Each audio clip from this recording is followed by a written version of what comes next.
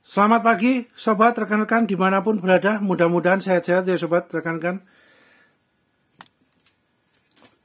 Baik, langsung saja sobat, kali ini kami berbagi sharing info wawasan tentang ini ya sobat ya, power supply ya sobat ya. Power supply, kebetulan kami adanya ini sobat, dari produk web ya, WEP 1502D plus DC power supply ya sobat ya. Jadi kebetulan kami adanya ini, kami gunakan biasanya untuk alat bantu servis kerja, servis handphone gitu ya sobat. Biasanya handphone menggunakan ini sobat. Jadi biasanya kami sudah cukup mencukupi kebutuhan kami untuk alat bantu kerja servis handphone. Nah ini 15 ini biasanya sobat, nomor seri ini ya, 15 ini menandakan ini sobat, voltasenya 0 sampai 15 voltase sobat. Biasanya gitu ya sobat ya. Kemudian nomor seri 0,2 ini biasanya menandakan ampernya sobat, 0 sampai 2 ampere. Kan ada juga yang 0,1, 0, berapa itu kan ada ya. Nah, kalau 0,1 biasanya 0 sampai 1 ampere sobat. Kemudian DC power supply, berarti DC ini direct current gitu ya sobat. DC ini direct current, jadi apa, searah gitu ya sobat, arus searah gitu ya. Bahasa sederhananya seperti itu sobat. Kemudian untuk apa, fiturnya gitu ya, menunya cukup lumayan banyak sobat. Jadi ini juga dapat kabel untuk outputnya, kutub positif, kutub negatif. Ini yang kabel tesnya ini kutub negatif, kutub positif biasanya merah ya sobat. Kalau yang plus ya, kutub positifnya biasanya merah. Terus kemudian kutub apa negatifnya, minnya biasanya hitam. Itu biasanya gitu sobat. Kemudian seumpama untuk power supply alat bantu servis laptop biasanya lebih besar sobat. Kapasitas dari voltase maupun ampernya biasanya lebih besar sobat, dan itu harganya lumayan juga ya sobat ya, lumayan dan ini lumayan besar. Jadi kami berikutnya sobat, kalau kami sudah ada update untuk power supply yang untuk laptop gitu ya, untuk alat bantu kerja laptop, kami akan update lagi, bikin konten YouTube-nya gitu ya, videonya gitu ya sobat. Nah, untuk sementara kami menggunakan ini untuk yang handphone gitu ya sobat. Karena power supply itu juga variasinya banyak ya sobat ya. Bentuknya, macamnya, harganya, fiturnya ya, menunya itu macam-macam banyak sobat. Bervariasinya banyak. Monggo disesuaikan dengan kebutuhan sobat, rekan-rekan gitu ya sobat. Nah, kemudian hal ini juga bukan untuk menyatakan bahwa merek A, produk A lebih baik daripada merek B atau sebaliknya, tidak ya sobat. Karena tiap-tiap peralatan tools equipment tukang dan bengkel mempunyai ciri khas, keunikan plus minusnya masing-masing sobat. Disesuaikan dengan kebutuhan profesional proyek kerjaan atau budget dana yang tersedia. Power supply ini sobat biasanya kami gunakan berdasarkan di manual booknya juga, seumpamanya ini 15 voltase gitu ya sobat ya. Nah, biasanya kami optimalnya di 80 atau 70 voltase gitu ya sobat. 70 atau 80% dari kemampuan optimalnya gitu ya sobat, supaya di eman-eman biar lebih awet gitu ya sobat ya. Jadi nggak di overload gitu ya, nggak di optimal terus pemakaiannya enggak sobat. Biasanya sih kami di rentannya 12 volt untuk kejut baterai gitu ya, untuk alat bantu kejut baterai. Jadi baterai memang mati suri, tapi sebenarnya baterai sel-selnya masih bagus di dalam. Itu sel-sel masih bisa dibangkitkan lagi. Yang baterai mati suri itu baterai handphone gitu ya. Itu di voltasenya biasanya yang 12 volt itu lah. Biasanya kami maksimal antara 12 sampai 13 volt ya sobat. Itu estimasinya ya sekitar 70% maupun 80% dari kemampuan optimalnya yang 100% 15 volt ini ya sobat. Jadi kami biasanya main di 12 sampai 13 voltase itu optimalnya sobat. Kami jarang sekali menggunakan beliau dioptimalkan sampai 15 voltase, itu jarang sekali ya sobat. Jadi kalau seumpamanya kita mau membutuhkan yang voltasenya 15 voltase atau lebih, ya kita gunakan power supply yang lebih besar lagi kapasitasnya gitu ya sobat, sampai 30.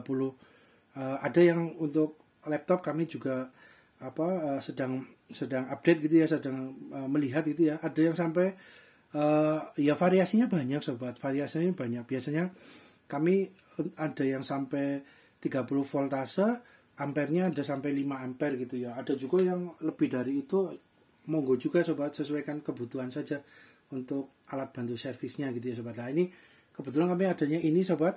Kemudian power supply itu sebenarnya juga kalau kita semua ketik di mesin pencari Mbah Google gitu ya sobat ya, itu power supply juga akan keluarnya ya seperti ini juga sobat. Nah power supply yang biasanya sehari-hari kita gunakan di komputer CPU gitu ya sobat ya. Komputer CPU itu ini juga namanya power supply sobat. Cuman power supply itu yang ini untuk mensupport kebutuhan dari listrik komputer CPU-nya gitu ya sobat ya. Jadi kalau ini power supply untuk ini bahasa sederhananya ya sobat ya, untuk memenuhi kebutuhan listrik sementara gitu ya sobat, untuk mengetes gitu ya istilahnya, untuk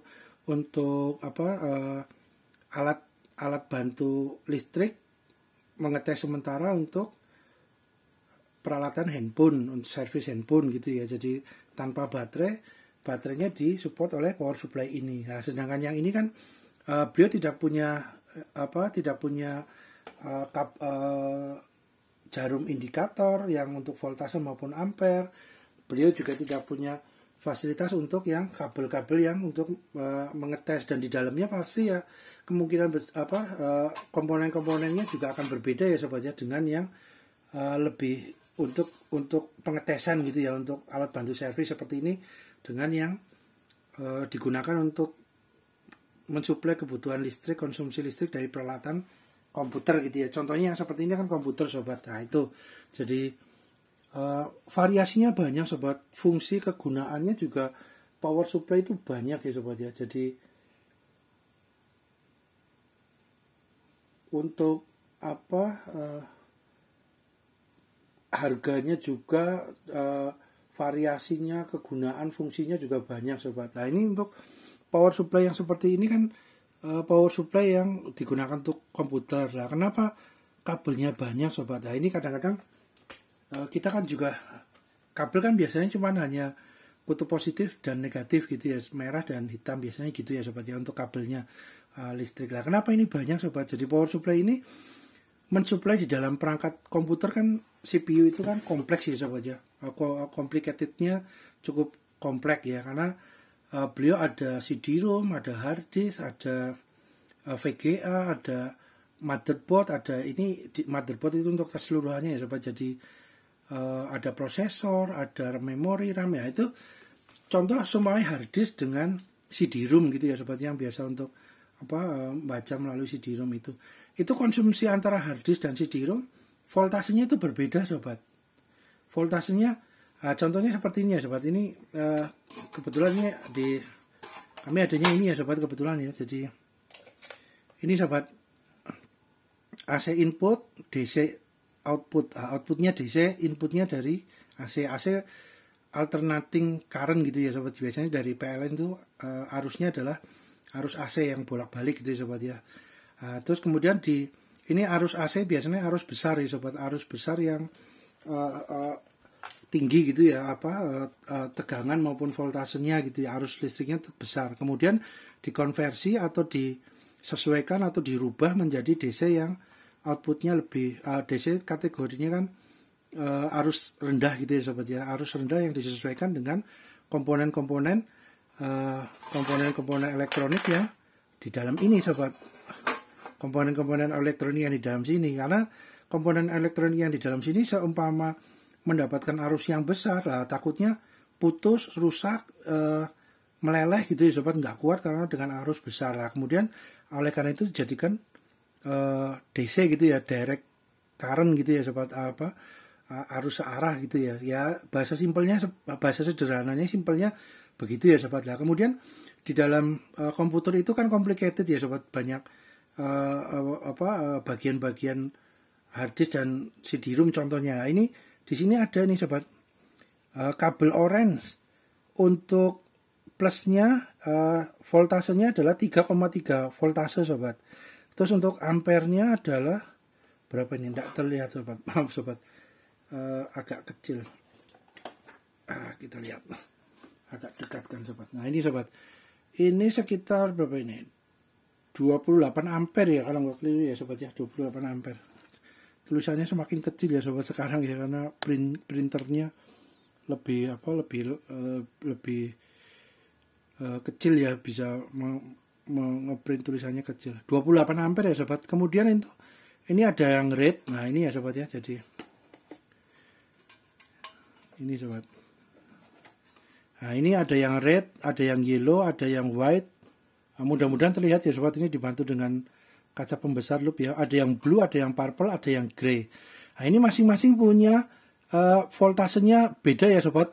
Orange itu 3,3 volt, sedangkan red merah itu 5 volt, yellow 12 volt, untuk white 5 volt, untuk blue 12 volt, purple 5 volt SB, grey PIP or ground ya. Grey ini ground berarti ya, P atau G ground mungkin ya sobat.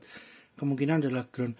Kemudian untuk ampernya sobat, untuk yang kabel orange adalah 28 ampere, kabel merah itu 34 ampere, yellow 14 ampere, untuk yang white ini 0,5 ampere, blue ini 0,8 ampere, purple itu 2,0 ampere. Nah, gitu ya sobat. Ini grey ini oke. Grey PG kemungkinan adalah groundnya ya sobat ya. Nah, dari sini kenapa kabelnya banyak sobat yang untuk CPU gitu ya sobat, karena memang kebutuhan dari masing-masing komponen di dalamnya agak berbeda untuk konsumsi arus voltase maupun ampernya sobat. Jadi kenapa power supply-nya komputer itu banyak kabelnya ya, karena itu sobat. Jadi nanti untuk yang contoh seumpama orange menuju ke hard disk, untuk yang red merah atau yang yellow menuju ke CD-ROM, nah itu white atau blue menuju komponen yang lain. Jadi kabel ini banyak sobat. Dan kemudian power supply ini kondisinya ini ya sobat ya, mati ya sobat ya. Ini power supply yang untuk CPU ini mati sobat, kondisinya di tes itu mati. Nah ketika power supply ini ada yang menuju kipas juga ada ya sobat ya, fan pendingin itu ya. Di dalam komputer CPU kan ada pendingin juga, itu mungkin voltase untuk fan itu kan kecil ya sobat ya, konsumsinya mungkin yang orange ini sobat 3,3 volt ini mungkin kemungkinan adalah untuk yang kipas gitu ya. Kita lihat sobat, kabel yang orange ini berarti positif ya sobat ya, untuk voltase 3,3. Nah, kemudian untuk yang kabel hitamnya ini, kabel hitamnya adalah untuk negatif yang ini tinggal disesuaikan saja sobat jalurnya, jalur yang mana untuk negatif maupun positifnya untuk masing-masing warna ini. Biasanya kalau yang hitam kan negatif, berarti ini semua negatif yang hitam ya sobat ya. Untuk kutub negatif pasangannya dengan yang positifnya yang oranye mana, positif yang dengan merah mana, yang hijau mana. Nah, itu nanti akan lebih detail lagi ya sobat ya. Jadi kenapa kabelnya banyak ya itu sobat, karena kebutuhan dari pembaginya dari power supply yang di komponen sini ini akan lebih spesifik gitu ya sobat, lebih presisi untuk masing-masing komponen di komputer. Lah ini kemungkinan ya sobat, ini kan disinyalir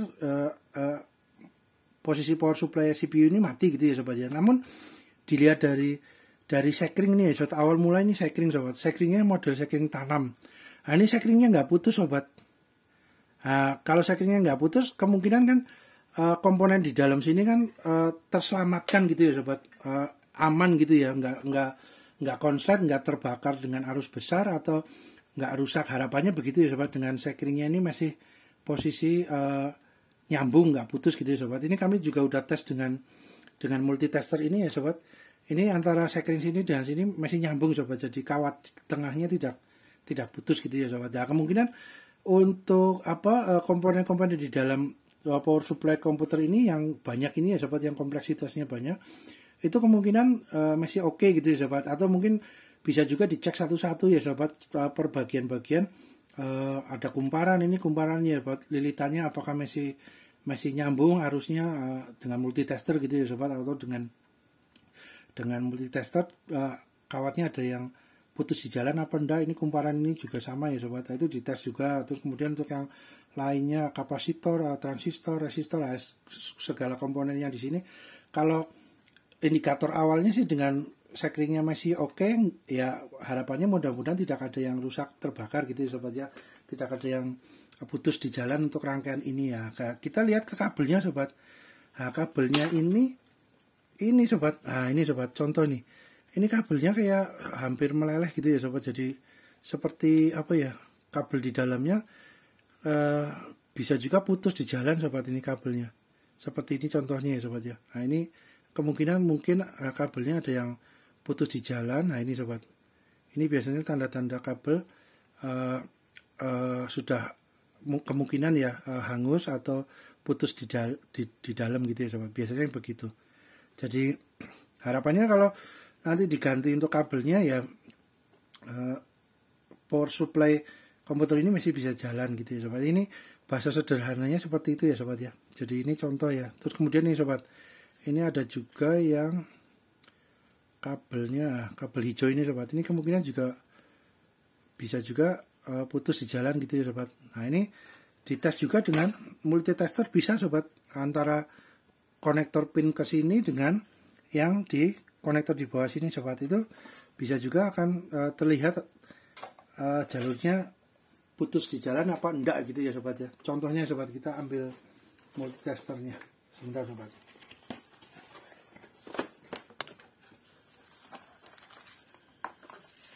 Nah, ini kami bahas power supply-nya CPU juga nggak apa-apa ya sobat ya, untuk tambah-tambah informasi wawasan ya sobat, karena keterkaitannya power supply itu memang variasinya banyak, variasinya, jenisnya, kegunaan, fungsinya itu banyak sobat. Jadi contoh ini ya sobat ya, kita ke posisi yang buzzer untuk melihat umpamanya kabelnya itu ya sobat. Mudah-mudahan sih power supply ini masih oke, cuma kabelnya aja ya yang kemungkinan ada yang putus di jalan gitu ya sobat. Mungkin melemah terus kemudian putus di jalan. Nah, bisa juga seperti itu sobat. Kita coba untuk pin yang langsung merah ini ya sobat ya. Yang merah ini kita coba, kemungkinan ini putus di jalan sobat. Nah, ini sobat. Kita lihat. Ini tinggal masuk sini, oke. Kemudian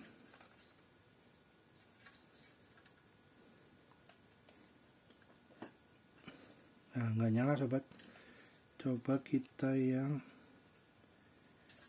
paling mudah, posisinya mana? Posisinya terjangkau. Nah, ini sobat, ini yang merah ini. Nah, ini merah, ini posisi di atas ya. Oke, ini. Kemudian kita, nah ini sobat, ini posisi hidup ya sobat. Nah, itu bunyi buzzernya, ini bunyi sobat. Nah, ini berarti kabelnya yang merah posisi ini masih oke gitu ya sobat, nggak putus di jalan. Nah, kemudian kita coba yang sebelahnya sobat, yang diperkirakan gitu ya, disinyalir ini kabelnya, karena sudah model seperti ini ya sobat, seperti mau meleleh gitu ya. Biasanya itu tanda-tanda kabelnya putus di jalan, biasanya gitu sobat. Cuman ini posisinya agak sulit di tengah-tengah sobat. Nah, ini di tengah-tengah sini kita coba ya sobat. Nah, nggak bunyi sobat, nggak bunyi kabelnya ya. Ini hanya ini aja ya sobat, sekedar info wawasan saja ya sobat. Kalau mau ngecek satu-satu kabelnya dicek ya sobat. Oke, ini jalan. Kemudian yang hijau ini sobat, kemudian yang hijau kita coba, kemarin kita temukan yang posisi, nah lah ini sobat. Nah, ini malah copot ya sobat, ini posisinya ke sini sobat. Ini posisinya copot, kita coba ya sobat ya, apakah bunyi. Nah, ini sobat, ini kan posisinya tadi di sini sobat, ini di konektor ini ya sobat ya. Nah, ini copot, mungkin karena sudah korosi juga bisa sobat, atau mungkin kabelnya sudah mulai melemah, akhirnya putus gitu ya sobat di jalan gitu. Ini bisa, ini hijau ya sobat ya, ini posisinya terlihat seperti hampir meleleh gitu ya sobat, penutupnya, covernya gitu ya. Ini biasanya kabelnya sudah putus di jalan atau sudah tidak connect menyalurkan listriknya gitu ya sobat. Ini contohnya ya sobat. Ini posisinya kita coba ya.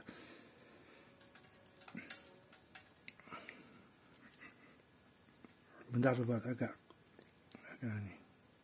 Nah ini sobat, nggak hidup ya sobat, ini posisi kabel yang ini ya sini kita coba. Nah itu sobat, nggak hidup sobat. Nah, ini posisinya dari sini sobat, lepas tadi sudah istilahnya kabel, serat kabelnya yang di dalam ini yang nempel ke dalam konektor pin ini itu sedikit sobat, mungkin atau udah korosi jadi nggak menyambungkan listrik lagi gitu ya sobat. Akhirnya power supply ini secara keseluruhan jadi mati gitu ya sobat. Ini sobat, di sini konektor ini hijau ini tadinya masuk ke sini ya sobat. Nah ke sini sobat. Nah itu. Nah tinggal ini kabelnya nanti diganti. Terus untuk ininya skunnya ini kuningan di dalam ini konektor skunnya itu tinggal nanti diambil atau masih bisa digunakan atau diganti yang baru gitu ya sobat. Nanti kabelnya jalan biasanya ya ini satu-satu ya sobat, karena kabelnya banyak ya harus telaten, sabar gitu ya sobat meruntutnya gitu ya. Karena kalaupun daripada repot untuk beli power supply yang baru dengan harga yang terjangkau ya monggo saja sobat, nggak masalah juga ya, boleh monggo saja. Ini kan hanya simulasi gitu ya sobat. Jadi kemungkinan dengan melihat ininya sikringnya masih oke gitu ya, nggak putus, kemungkinan komponen-komponen di dalamnya ini yang banyak kompleks ini ini masih oke gitu ya. Cuman kemungkinan kabelnya karena sudah usia pemakaian, jam pemakaiannya juga lama, mungkin terus kabelnya ada yang putus di jalan gitu sobat. Jadi ini salah satu contoh sobat. Kemungkinan ini power supply komputer ini masih bisa digunakan sobat, tinggal runtut lagi kabelnya atau yang putus diganti dengan baru, atau mungkin kita akan teliti kaji lebih dalam komponen-komponennya mana yang bagian-bagian yang kemungkinan rusak gitu ya sobat ya. Kalau dilihat dari fisiknya ya secara sepintas gitu ya sobat ya, dari ini tidak ada komponen yang terbakar, tidak ada komponen yang hangus gitu ya sobat ya. Kemungkinan masih oke. Ya ini sobat. Jadi power supply itu ada yang memang power supply untuk langsung direct mensuplai kebutuhan dari sebuah barang elektronik gitu sobat. Contohnya seperti komputer seperti ini. Ini juga power supply namanya sobat. Nah, ini power supply. Nah, kalau yang seperti ini adalah power supply yang untuk alat bantu kerja servis handphone gitu ya, untuk peralatan elektronik yang spesifiknya biasanya untuk handphone gitu ya sobat ya. Jadi ini juga power supply, ini juga power supply sobat. Nah, ini power supply, ini power supply. Ini juga sama sobat. Power supply yang seperti untuk teknisi handphone ini juga sama, merubah dari arus istilahnya mengkonversi ya sobat, merubah dari arus AC menjadi arus DC sobat. Keluarnya outputnya DC. AC ini biasanya dari PLN. Kenapa PLN menggunakan AC? Ya itu ada pertimbangan lebih dalam lagi ya sobat. Kajian-kajiannya ada, salah satunya arus bolak-balik ini AC bisa untuk arus menyalurkan arusnya jauh gitu ya sobat. Maksudnya karena beliau arus tinggi, arus besar, bisa jauh menjangkau banyak pelanggan gitu ya sobat. Kemudian dikonversikan menjadi DC. DC itu untuk biasanya peralatan-peralatan elektronik, barang-barang elektronik yang ada di rumah keseharian itu biasanya konsumsinya adalah DC sobat. DC ini arus searah yang arus rendah gitu ya sobat. Jadi dikonversikan dari arus tinggi dengan komponen-komponen di dalamnya ini dikonversikan, dirubah menjadi arus DC yang lebih rendah untuk konsumsi peralatan elektronik yang ada. Biasanya begitu sobat. Bahasa sederhananya, mudahnya begitu ya sobat. Nah, ini contoh ya sobat. Jadi ini kemungkinan yang ini juga sobat, nanti kita coba ya sobat. Kemungkinan untuk kipasnya juga masih oke juga sobat. Jadi ini komponen-komponen ini, saklarnya ini masih oke juga kan. Kalau dilihat dari sepintas fisiknya gitu sobat, tidak ada yang yang meleleh, tidak ada, ini masih kemungkinan masih oke sobat. Cuman kabelnya mungkin ada yang trouble di kabelnya, putus di jalan. Contohnya ini sobat, tadi kita coba ya, malah yang merah tadi ini yang terlihat ini juga kemungkinan masih nyambung juga sobat. Yang ini masih nyambung, tapi kita harus lebih dalam lagi karena posisinya agak berdempetan gitu ya, berhimpitan dengan kabel yang lain. Jadi akan lebih telaten, sabar lagi satu-satu dicek gitu ya sobat. Ya gitu sobat, bahasa sederhananya gitu sobat. Kemudian berhubung durasi sobat, kita lanjut di part 2 ya sobat ya. Mudah-mudahan bermanfaat. Terima kasih.